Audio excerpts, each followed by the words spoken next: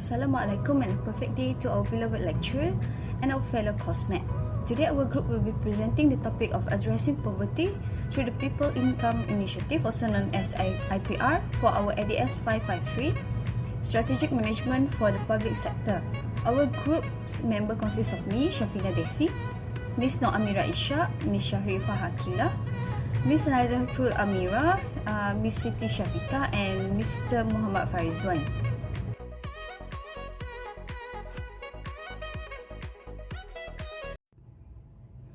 Malaysia has experienced significant economic growth and development over the year, leading to improvement in various sectors like education, healthcare and infrastructure.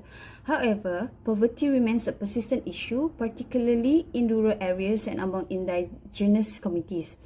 In rural areas, limited access to education, healthcare and a job opportunity contributes to ongoing poverty. Many rural communities rely on agriculture and face challenges like poor infrastructure and limited access to market, which hinder their economic progress. Indigenous communities such as the Orang Asli often face even greater challenges. They may have limited access to basic services and economic opportunity, which exacerbates their poverty and marginalization. These communities also face issues like land right dispute and lack of political representation, further contributing to their socio-economic disparities. Despite the overall progress Malaysia has made, this persistent issue highlight the needs for targeted effort to address poverty and reduce socio-economic disparities in rural and indigenous communities. The Malaysian government has been committed to addressing poverty through targeted initiatives since 2015. One of the key efforts in this fight against poverty is the People Income Initiative, also known as IPR. The IPR is a critical initiative that provides direct financial assistance to vulnerable individuals and households. Its primary goals are to reduce poverty, increase household income, and promote economic resilience amongst marginalized groups. The initiative demonstrates the government's dedication to ensuring inclusivity and prosperity for all citizens. Here are the key components of the IPR Farmer Entrepreneur Initiative, also known as INTAN. The IPR Farmer Entrepreneur Initiative supports farmers and the smallholder in various agriculture initiatives, aiming to enhance their productivity and economic stability. INTAN facilitates partnerships with agriculture companies, helping farmers effectively market their crops and ensuring better returns for their product. The initiative involves various government agencies in agriculture development, providing essential support and resources to farmers and smallholders. The Food Entrepreneur Initiative, also known as INTAN, provide valuable opportunities for food service operators, enabling them to expand their businesses and reach new markets. INTAN collaborates with various companies to facilitate the provisions of food services to employees, ensuring convenience and nutritious meal option at workplace. The initiative targets educational institutions, transportation hubs, and healthcare facilities for food services, aiming to improve access to quality food in these critical areas. Bismillahirrahmanirrahim. Assalamualaikum. My name is Nur Amira Batisa. One significant component is the Service Operator Initiative (ICSIN). This initiative focuses on creating part-time work opportunities, specifically in the cleaning services sector. Through ICSIN, private companies can connect with individuals seeking part-time work, providing a dual benefit. Companies gain reliable cleaning services while part-time workers receive much more needed income. This initiative helps bridge the gap between those needing additional income and businesses requiring services, thus contributing to overall economic stability. Now let's discuss the stakeholders involved in the IPR, starting with government's role. The government plays a central in the design, implementation and funding of the IPR. This underscores the government's commitment to poverty eradication and inclusive development. By overseeing the execution and coordination of the IPR, the government ensures that policies are effectively formulated and implemented. This route is crucial as it not only facilitates the smooth running of the initiative, but also demonstrates a dedicated effort towards addressing financial insecurity among its citizens. Next, we focus on the beneficiaries of IPR. The primary beneficiaries are individuals and households are facing financial insecurity. This group includes the low-income families, marginalized communities, and those experiencing economic hardship. Through IPR, these beneficiaries receive direct financial assistance, which help them meet their basic needs. Additionally, it empowers them to pursue social economic advancement, providing a pathway out of poverty and towards a more stable and prosperous future. Now let's look at the involvement of NGOs and civil society organizations in supporting the IPR. This organization collaborate closely with the government to enhance the effectiveness of the program. They provide additional support services to the beneficiaries such as training, counseling, and other resources. By doing so, NGOs and civil society organizations contribute significantly to community empowerment and poverty elevation efforts. Their involvement ensure a comprehensive approach to tackling poverty, addressing both immediate needs and long-term socio-economic development. Okay, Assalamualaikum. My name is Sharifah Akila binti Said Abdul Nahar, and I would like to continue my part, which is SWOT analysis. Okay, here we have divided by three strengths, which is first government support. Okay, and then we have a targeted assistance and also a potential for impact. Okay, for the first strangers, we have government support. It is the People's Income Initiative, or we call IPR.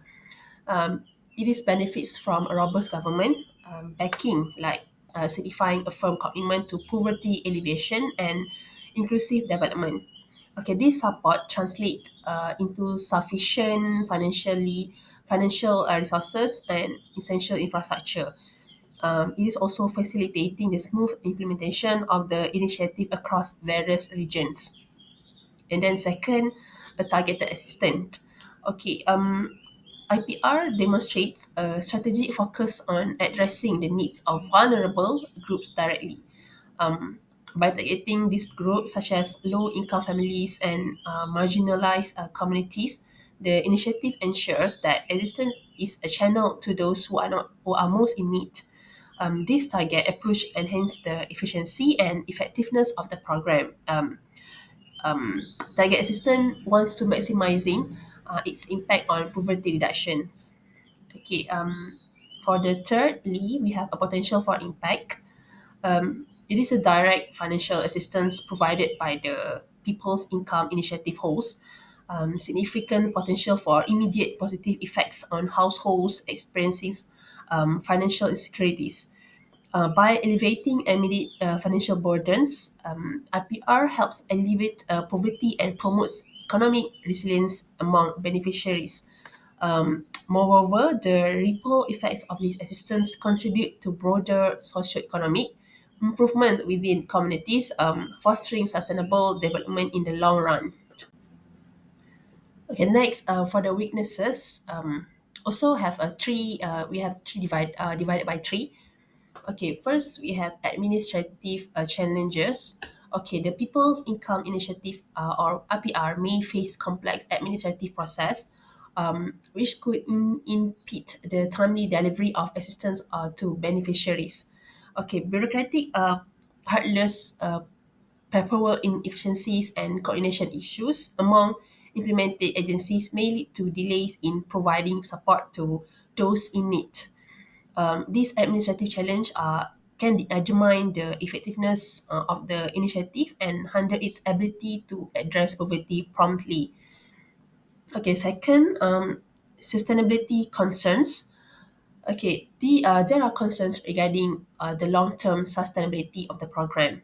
Okay, while direct financial assistance provided by IPR offers immediate relief to beneficiaries, the absence of accompanying measures for skill development and economic empowerment raises doubts about its lasting impact. Without initiative aimed at enhancing beneficiaries' capabilities and promoting self-sufficiency, there is a risk that the cycle of poverty may persist even after the completion of the program. And then next, we have a data accuracy. Okay, this last issues is ensuring that accurate targeting and identification of beneficiaries poses a significant challenge for the People's Income Initiative. Inaccurate or outdated data, lack of reliable information system, and difficulties in verifying eligibility criteria may result in completion errors where deserving individuals are overlooked or inclusion errors, where ineligibility individuals receive benefits, more benefits. This data accuracy issues undermine the efficacy of IPR as resources may not reach those who need them the most, thereby limiting the impact of the initiative on poverty alleviation. Okay, I would like to continue my part, which is opportunities. Okay, for the first, we have a collaboration, um, partnering with non-governmental organization, NGOs, private sector entities, and international organizations presents an opportunity to enhance the reach and impact of the People's Income Initiative, which is IPR. Okay, by leveraging the expertise, resources, and networks of these external stakeholders, IPR can foster synergistic efforts towards poverty alleviation. The collaborative initiative can facilitate holistic support for beneficiaries, complementing the direct financial assistance provided by IPR with additional services such as skills training, job placement, and community development projects. Okay, next we have a technology integration. Leveraging technology for data management and delivery mechanisms offers an opportunity to enhance the efficiency, the transparency, and effectiveness of IPR. These adopting digital platforms for beneficiary registration, payment disbursement, and program monitoring can streamline administrative processes, reduce bureaucratic inefficiencies, and we want to ensure timely delivery of assistance. And moreover, technology integration enhance the transparency and accountability by providing stakeholders with real-time access to program data and performance metrics, facilitating informed decision making and resource allocation. Okay, for the last one is capacity building. Okay, investing in capacity building and skill development programs alongside the People's Income Initiative can empower beneficiaries to improve their long-term economic prospects, contributing to sustainable poverty reduction. By providing access to education, vocational training, and entrepreneurship opportunities, IPR can equip individuals with the necessary tools and resources to enhance their employability and generate income. They want to generate income and break the cycle of poverty. Capacity building initiative enhance beneficiaries' resilience to economic shocks and enabling them to adapt to changing market conditions and pursue pathways to socioeconomic advancement.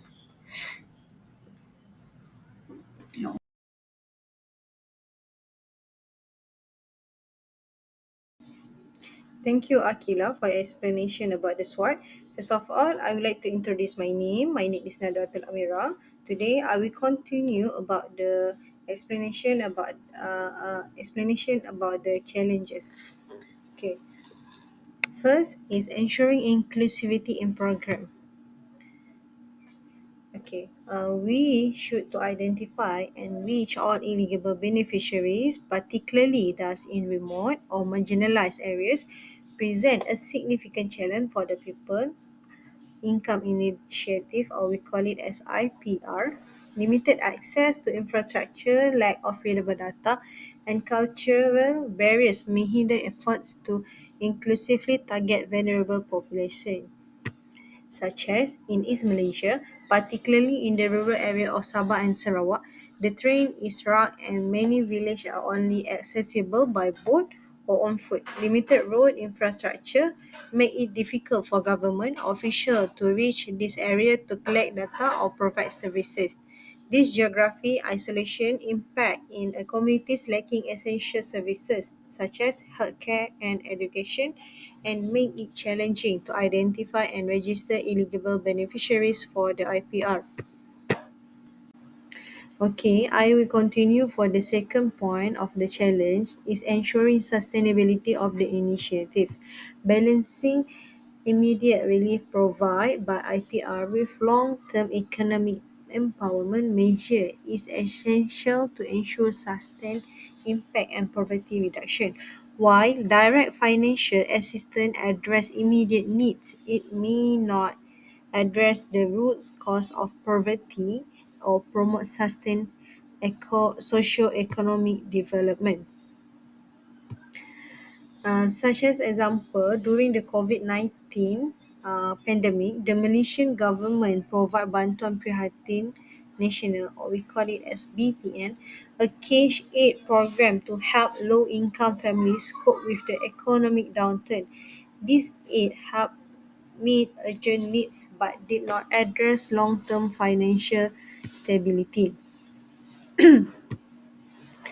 Um, Achieving sustainability requires careful planning and coordination to integrate IPR with completely complementary initiatives focused on skill development, education, healthcare, and job creations. Uh, Moreover, fostering partnership with local stakeholders, investing in community-based initiatives, and promoting self-reliance among beneficiaries are crucial components of ensuring long-term sustainability of RPR, such as, for the example, is the Malaysian government initiative like the TVET or Technical and Vocational Education Training program aim to equip individuals with marketable skill, enhance their employability, and potential for stable income. Okay, we continue for the last point for the challenge is important of monitoring evaluation for long-term success. Robust monitoring and evaluation mechanisms are essential to track the effectiveness of the IPR, identify areas for improvement and make necessary adjustment to enhance outcome. However, establish such mechanism poses challenge, including limited capacity for data collection, inadequate resources for evaluation activities, and difficulties in measuring complex socio-economic indicators. Moreover, ensuring the accuracy and reliability of data collected as well as translating finding into actionable insight requires ongoing investment in monitoring and evaluation capabilities, strengthen partnership with research institutions, leveraging technology for data collection and analysis, and involve beneficiaries in the evaluation process can enhance the effectiveness of monitoring and evaluation effort and contribute to continuous improvement in IPR implementation. For the example, in Malaysia, we have a PADU. PADU is a mean the performance and delivery unit in Malaysia plays a critical role in driving and monitoring the implementation of key government initiatives, including those in education and public service delivery. Its mandate include ensuring that program achieve the intended outcome through rigorous performance management. For the example, PADU expertise in IPR, leveraging PADU experience in performance management to establish robust M&E framework for IPR. PADU methodology, which includes setting clear performance targets, regular monitoring, and systemic reporting, can be adapted to the IPR context. The benefit is PADU structure approach can help ensure that the M&E mechanism for IPR are comprehensive, systemic, and focused on continuous improvement. Okay, for the use of data dashboard by PADU, The example is implementing data dashboard similar to those used by PADU for tracking education reform to monitor the progress of IPR in real time. This dashboard can display key indicator, highlight area needing attention, and provide actionable insight. The benefit is real-time dashboard, enhanced transparency and accountability, enabling quick adjustment and more informed decision making. By integrating PADU expertise in performance management and using data dashboard, Malaysia can ensure continuous improvement in IPR implementation, leading to more effective poverty reduction and socio-economic development. Okay, after all the explanation about the challenge, so now we continue for the recommendations.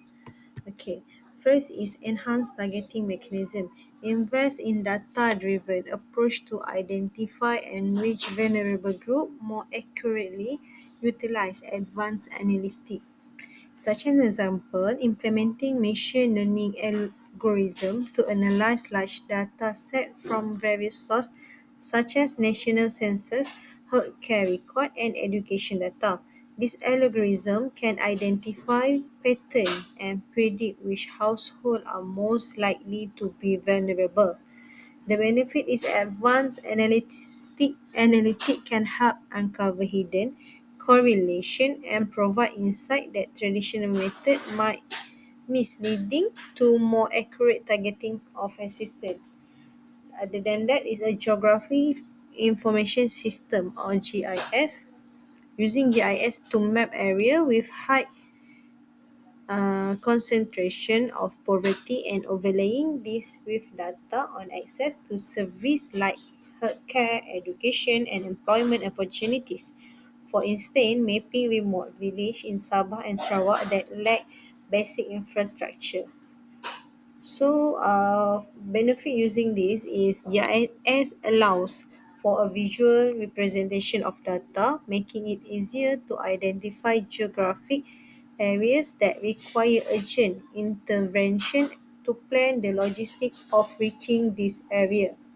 And the last is a household surveys to improve targeting precision and reduce inclusion and exclusion errors, such as conducting detailed household survey in urban and rural areas to collect data on income, employment status, health condition, education level, and living condition. This can be done through door-to-door survey or digital platform in more accessible regions. This benefit is household survey provide granular data that can be used to understand the specific need and condition of different households, ensuring that assistance is tailored and target accurately. Continuously update and refine targeting criteria based on socio-economic indicator to ensure that assistance reach those most in need effectively.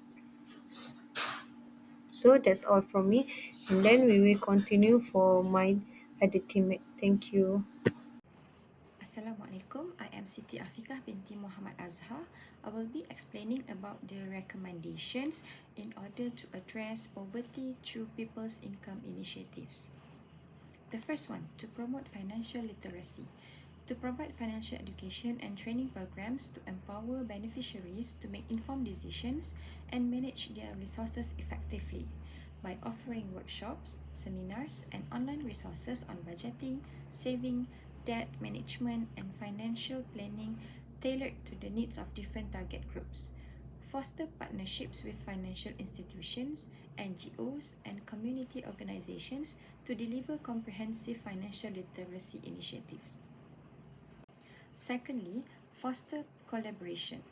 Foster partnerships with non-governmental organizations, NGOs, community-based organizations, and private sector entities to leverage resources and expertise for holistic support.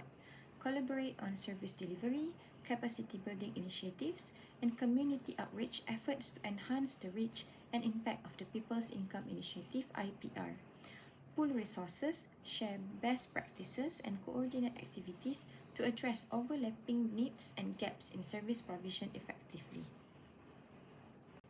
The third recommendation is to invest in long-term solutions. complement direct financial assistance with programs focused on skill development, education, and entrepreneurship to break the cycle of poverty. Establish vocational training centers, scholarship programs, and business incubators to equip beneficiaries with the skills, knowledge, and resources needed to secure sustainable livelihoods and pursue economic opportunities. Promote lifelong learning and career advancement pathways to enable beneficiaries to adapt to changing market dynamics and enhance their socio-economic well-being. Last but not least, to strengthen monitoring and evaluation, establish robust monitoring and evaluation frameworks to assess the impact of the initiative and ensure accountability and transparency in program implementation.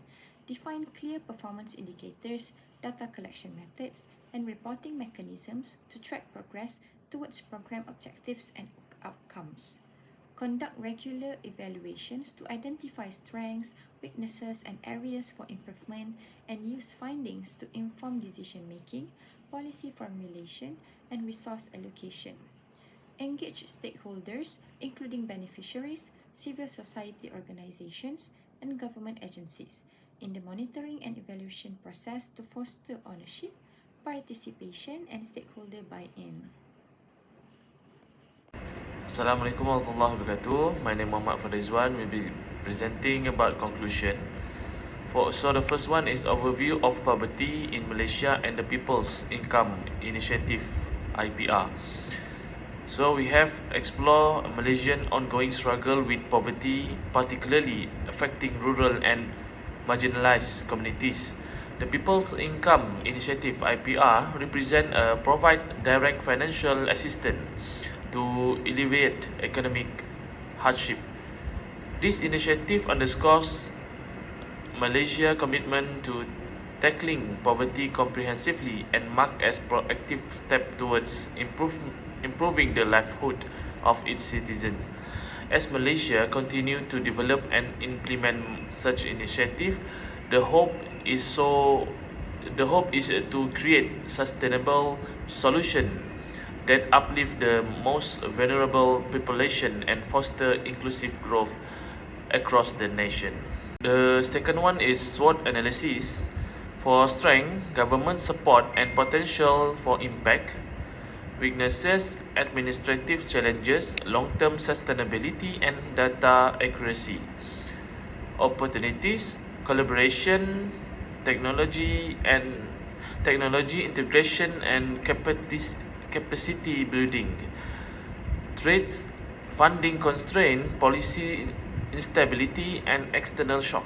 So the third one is challenges in program implementation, ensuring inclusivity in reaching all eligible beneficiaries, especially in remote or marginalized areas, poses a significant challenge due to limited access to infrastructure, lack of reliable data, and cultural barriers.